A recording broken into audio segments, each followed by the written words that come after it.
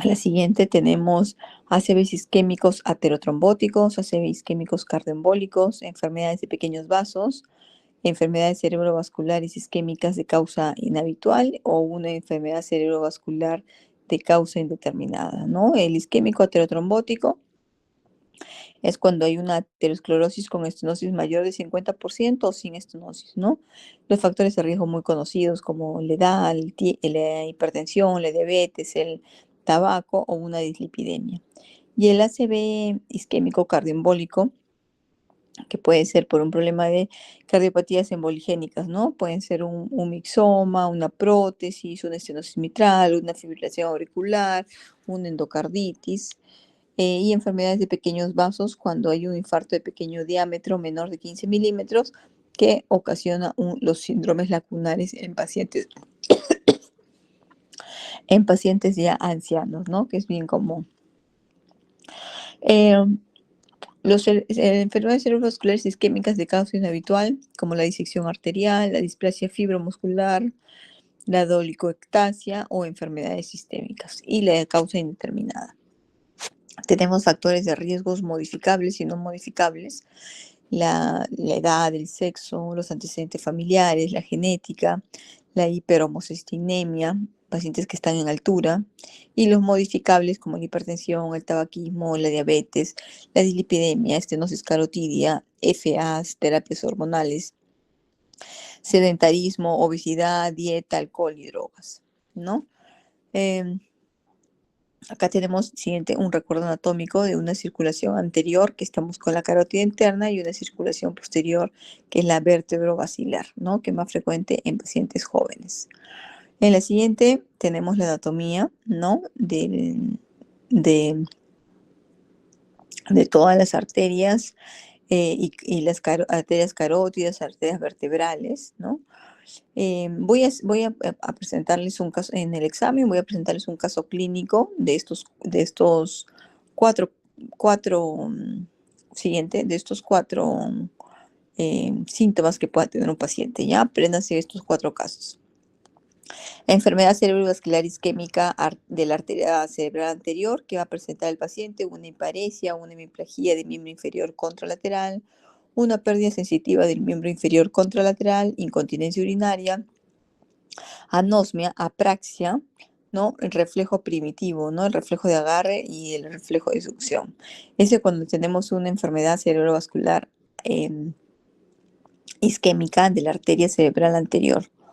De la arteria cerebral media, que es la más común a veces, hay una hemiparesia, una hemiplegia de la mitad inferior de la cara y extremidades contralaterales, faciobraquiales.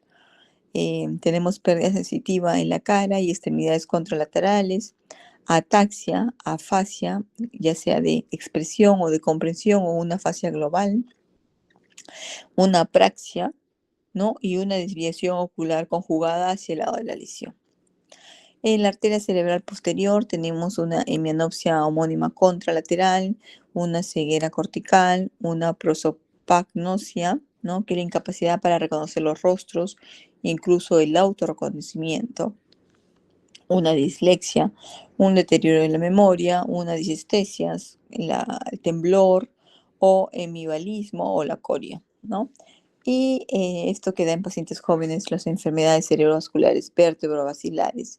El paciente está con mareos, con náuseas, con nixtasmos, dismetría, la capacidad para realizar movimientos rápidos y alternos y una pérdida del equilibrio y de la coordinación. Siguiente. ¿Qué es importante? ¿Cómo vamos a hacer en el manejo de estas enfermedades cerebrovasculares? Primero tenemos que ver el reconocimiento de los síntomas y signos de esta enfermedad, ¿no? Llegar a la emergencia. Luego tiene que haber una evolución neurológica, ver el tiempo, enfermedad, la historia clínica, el examen neurológico, el diagnóstico, el apoyo de imágenes, ¿no? Y el tratamiento importante es la trombolisis, ¿no? La trombectomía, el tratamiento médico y posteriormente una rehabilitación. Siguiente. Como les decía, es muy importante nosotros prevenir para que un paciente no esté dado de alta y darle todas las indicaciones posibles, ¿no? Tenemos la sospecha clínica, sospecha, ¿no? De un infarto cerebral, cuando un paciente presenta del inicio repentino de un déficit neurológico focal, ¿no? Debilidad facial, debilidad del brazo, de la pierna, ataxia, afasia, disartria, pérdida del campo visual, preferencia de mirada, alteraciones sensoriales, negligencia u otros hallazgos focales. Los pacientes con sospecha del ACV agudo deben clasificarse con la misma prioridad que un traumatismo grave o un infarto agudo de miocardio, ¿no? Entonces, tenemos acá que evaluar, siguiente, que evaluar nosotros al paciente e interpretar, ¿no? Tenemos primero la asimetría facial, ¿no? Que tenemos que ver a un paciente si hace una asimetría facial al momento de observarlo, pedirle que sonría, ver cuál es el lado de la cara que ha sido implicada en la enfermedad cerebrovascular. Luego tenemos a pacientes con la caída de los párpados de los ojos también, o el paciente podemos hacer que levante las manos por 10 segundos y vamos a ver que una mano va a caer, ¿no? O una mano no va a ser levantada. Entonces, esos son los importantes, las cosas importantes que vamos a ver en un paciente ante la prevención o la sospecha de un ACV, ¿no? Parálisis facial, que los brazos se caigan, que no, el tiempo es muy importante, ¿no? La siguiente, el tiempo es muy importante. Entonces, siguiente, ya es como debemos actuar. Otra. El inicio de los síntomas es muy importante de la historia clínica, los síntomas y signos, si ha tenido antecedentes de enfermedades cerebrovasculares o de TIAs, ¿no? Eventos previos, comorbilidades, todo paciente con FA, lo más probable es que vaya a ser una enfermedad cerebrovascular, es por eso el paciente con FA se le da una anticoagulación, ¿no? Medicación habitual, factores de riesgo, y hay que hacer una escala de ranking modificada que lo hacen los neurólogos, ¿no? Eh, Inmediatamente ante la sospecha hay que ser evaluado en emergencia, ¿no? Hay que ver la estabilidad del paciente y se realiza una evaluación cerebrovascular rápida, ¿no? Para luego ir directamente a la observación de una tomografía computarizada sin contraste. La angiografía por tomografía computarizada debe obtenerse lo más rápido posible para identificar así la posible oclusión intracraneal o de vasos grandes y poder empezar con el paciente con la lisis, ¿no? Em, Esos cuadros, no, pásalos, pásalos. El siguiente también. Vamos a esto. Em, Tenemos que saber cuál es el diagnóstico diferencial también de unos infartos cerebrales, ¿no? Podemos pensar en existentes simuladores, ¿no? Que pueden ser las convulsiones, la hipoglicemia, la sepsis, la fiebre, las migrañas o las parálisis de Bell, ¿no? Eh, a veces estos pacientes con estas enfermedades son tratados con el alteplase, ¿no? Que es el medicamento para la lisis, ¿no? Así como usamos para el corazón, también se usan para los infartos cerebrales, ¿no? Los simuladores deben descartarse de la mejor manera posible en el estrecho margen de tiempo, ¿no? Para no producir un problema con los trombolíticos, como es el, el sangrado, ¿no? Que puede producir. Em,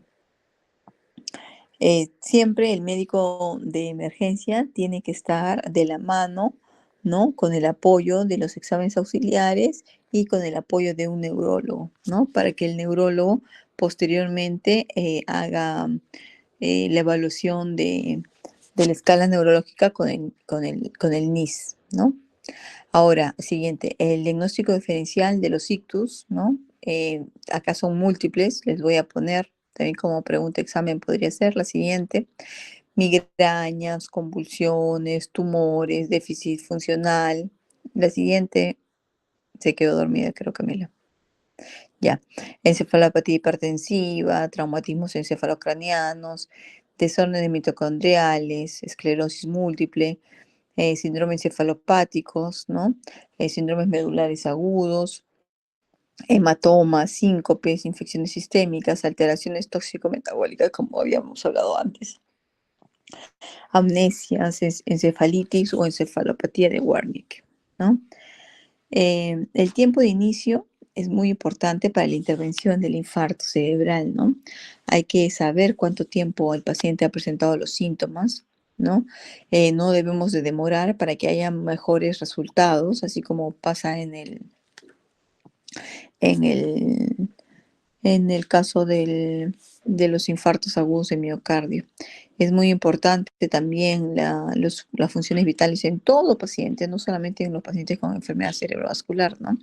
También en pacientes que tengan problemas, toda patología es muy importante, se empiezan con las funciones vitales porque es casi un diagnóstico, ¿no?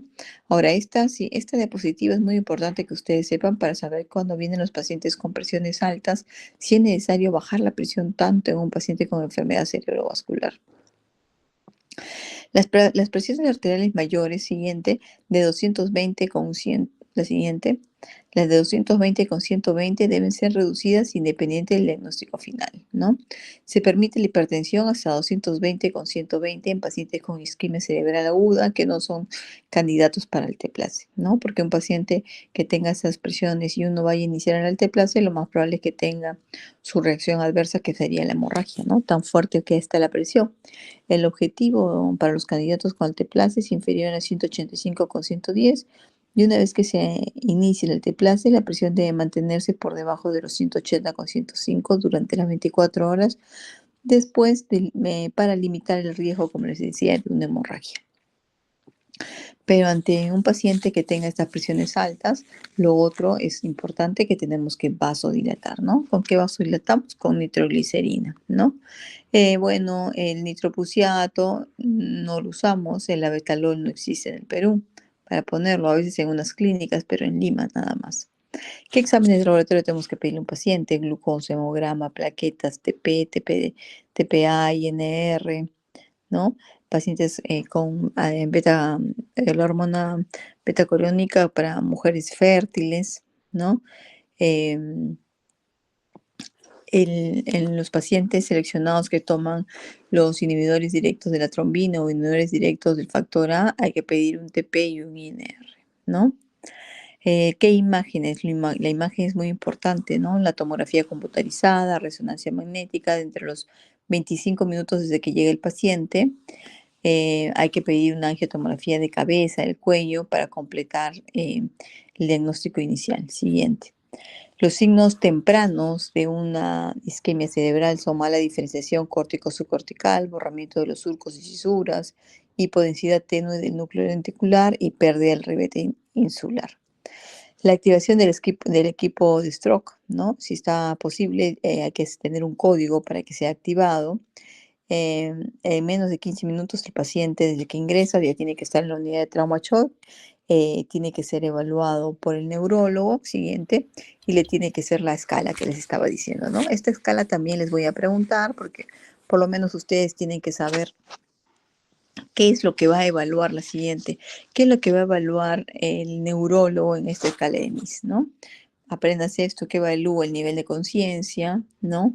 Va a evaluar la mirada, los campos visuales, las parecias, los miembros superiores e inferiores, la parte motora, el lenguaje, la ataxia, la disartria, todo eso evalúa para dar un puntaje y ver si el stroke no hay síntomas, si es con síntomas leves, moderados o severos, y según eso, imaginemos tenemos un paciente con fibrilación auricular, hay que hacerle esta escala y ver en qué momento recién anticoagular al paciente, ¿ya? Es muy importante la admisión o transferencia del hospital, ¿no? Tenemos que mantener una glucosa entre 140 y 180. Se ha demostrado que la hiperglicemia va a empeorar los resultados y aumenta el riesgo de hemorragias después de los infartos que son isquémicos. Hay que controlar a los pacientes diabéticos. Hay que hidratar al paciente con soluciones de líquido endovenosos. En caso de que el paciente tenga un antecedente de FA, hay que estar monitorizando, ¿no? monitorizando ya sea con ayuda del cardiólogo o con el médico que esté de turno. Sería en trauma shock para que el paciente no haga una FA con respuesta ventricular alta, ¿no? Si uno ha puesto el alteplase, hay que evitar invadir al paciente, ¿no? Con sondas, tanto nasogástricas, Foley, catéteres, ¿no? Tampoco administrar anticoagulantes ni antiagregantes plaquetarios durante las primeras 24 horas. Y el paciente tiene que estar en NPO hasta evaluar la parte de que el paciente tenga una buena deglución. Los fluidos intravenosos, los pacientes que presentan enfermedades cerebrovasculares isquémicas suelen ser hipovolémicos. La hipovolemia puede empeorar la lesión isquémica como resultado de una perfusión alterada del tejido cerebral. La hipervolemia puede exacerbar el edema cerebral isquémico y aumentar el estrés en el miocardio. La euvolemia es deseable en el contexto de enfermedad cerebrovascular isquémico agudo y la mayoría de los pacientes deben recibir líquidos isotónicos de mantenimiento en forma de solución salina normal. Inicio menor a 3 horas, ¿no? El alteplase, como ya sabemos, medicamento importante en una lisis de un paciente, ¿no? Si el tiempo transcurrido desde el inicio de la enfermedad cerebrovascular es menor de 3 horas, se debe confirmar que no hay contraindicaciones para el uso del alteplase, ¿no? Entonces, si vemos que el paciente no tiene contraindicaciones ni absolutas ni relativas y no ha pasado mucho tiempo, menos de 3 horas, podemos hacer la lisis para que el paciente pueda recuperar al 100% su capacidad motora, ¿no? La dosis del alteplase es de 0.9 miligramos por kilogramo peso. El 10% inicial de la dosis del alteplase se administra en un bolo en 1 minuto y luego se transfunde todo en 1 hora, ¿no? Se debe administrar 100 mililitros de solución salina después de la infusión y 1 hora para enjuagar la vía endovenosa, donde se le garantiza que se ha administrado la dosis completa. Durante el ingreso al hospital debe estar en monitorización, ¿no? Por las posibles hemorragias que puede producir el alteplase y por alguna reacción adversa. ¿Quiénes son candidatos para esta lisis, ¿no? Las guías indican que se debe revisar al paciente la presión arterial, la evolución neurológica cada 15 minutos durante las primeras 2 horas, luego de comenzar el alteplase, luego cada 30 minutos durante las siguientes 6 horas y luego cada hora durante las siguientes 16 horas. Una disminución repentina del estado neurológico durante o después de la administración del alteplase puede deberse a una hemorragia intracraneal, ¿no? Que es un factor que podría pasar en cualquier paciente, ¿no? La tasa de mortalidad de estas hemorragias tiene un 50% o mayor al 50%. También se puede tener un tratamiento endovascular, ¿no? Que es entre las 0 y 6 horas, ¿no? Si el paciente tiene una oclusión de vaso grande, como de la arteria cerebral media o porción proximal, arteria carótida interna, intracraneal, arteria basilar o vertebral, se sospecha de una oclusión de vaso grande y el paciente está dentro de las 6 horas desde el último momento conocido en buen estado, se debe considerar el tratamiento de una trombectomía mecánica. Si el paciente es candidato al alteplase endovenoso, se debe administrar rápidamente, ¿no? Para poder salvar ese cerebro, ¿no? Y los pacientes con NIS alto a menudo tendrán una oclusión de vaso grande, no hay mucho compromiso. Esto puede confirmar al verse un signo hiperdenso, es decir, se ve un coágulo dentro del vaso. Y en una tomografía sin contraste, pero este signo no es tan sensible, ¿no? Entonces, a un TIA, el siguiente, el más conocido, ¿no? Que es lo más frecuente que podemos ver en varios pacientes jóvenes, pacientes con bastantes factores de riesgos. Hay que ver en la aparición de los síntomas y signos neurológicos focales, ¿no? Que desaparecen dentro de las 24 horas. Em, Todos los pacientes que tienen un trastorno isquémico agudo tienen el riesgo de tener una recurrencia nuevamente de este trastorno isquémico agudo. Y como último, importante, tenemos que saber cuál es la prevención, ¿no? Sabemos que la aspirina se da como prevención no primaria, se da como prevención secundaria, ya sea a un infarto cerebral o a una enfermedad cerebrovascular. Luego la torvastatina para control de placa, ¿no? Anticoagulación con warfarina o con los nuevos anticoagulantes si es que el paciente tuviese una fibrilación auricular. Em, ¿Cuáles son las indicaciones de doble integración plaquetaria como ASPI-CLOPI? Cuando tienen un IS menor a 3, ¿no? Y hay una estenosis intracraneal de 70 al 99%. Otra prevención también es la endarterectomía carotidia y la terapia física y rehabilitación, que es lo más importante en todos los pacientes que tienen un problema de una enfermedad cerebrovascular. ¿Tienen alguna pregunta? Le voy a pasar ahorita a Camila el esquema de administración, que seguro a mis alumnos les he pasado, del alteplase con una enfermedad cerebrovascular isquémica, el alteplase para un infarto y el alteplase para una embolia. Le voy a pasar a Camila.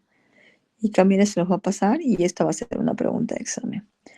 ¿Ya? Entonces, ustedes tienen que saber cómo es la administración de una enfermedad cerebrovascular con el alteplase, ¿no?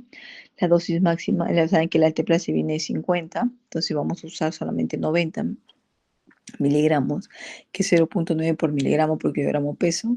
El bolo inicial es el 10% de la dosis, ¿no? Que tiene que ser al 1 o 2 minutos, y el 90% restante va a pasar en 60 minutos. Ya, eso tienen que aprendérselo. Igual como es para una tromboembolia pulmonar, como para un infarto agudo de miocardio. Ya, chicos, ¿alguna pregunta?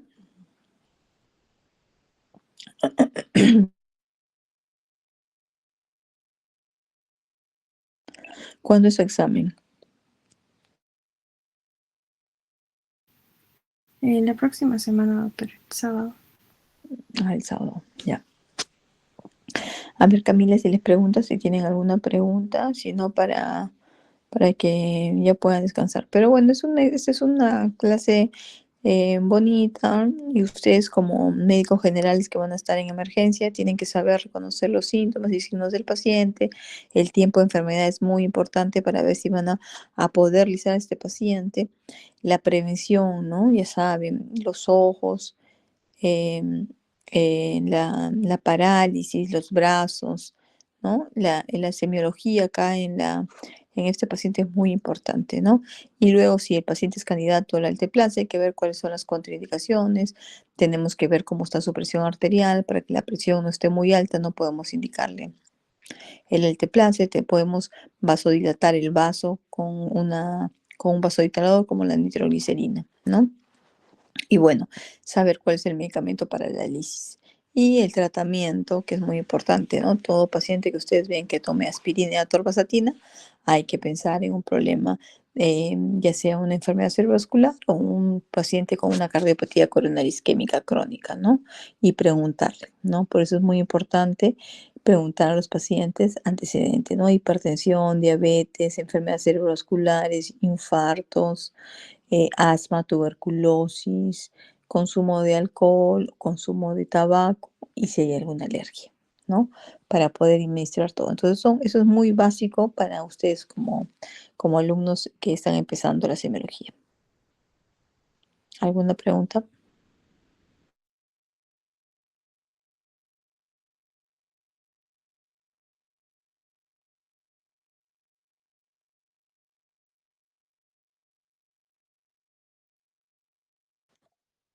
Camila, ¿hay alguna pregunta? Bueno, No, doctora, al parecer todo está muy claro. están durmiendo. Ya, ya, Camila. Entonces, ya les pasas a todos lo que te pasé de la lisis, y le pasas las diapositivas, ¿ya? Apréndanse los casos clínicos, que les voy a poner un caso. Y ustedes me dirán qué arteria es la que está dañada, ¿no? La posterior, la vertebrovascular o la cerebral media.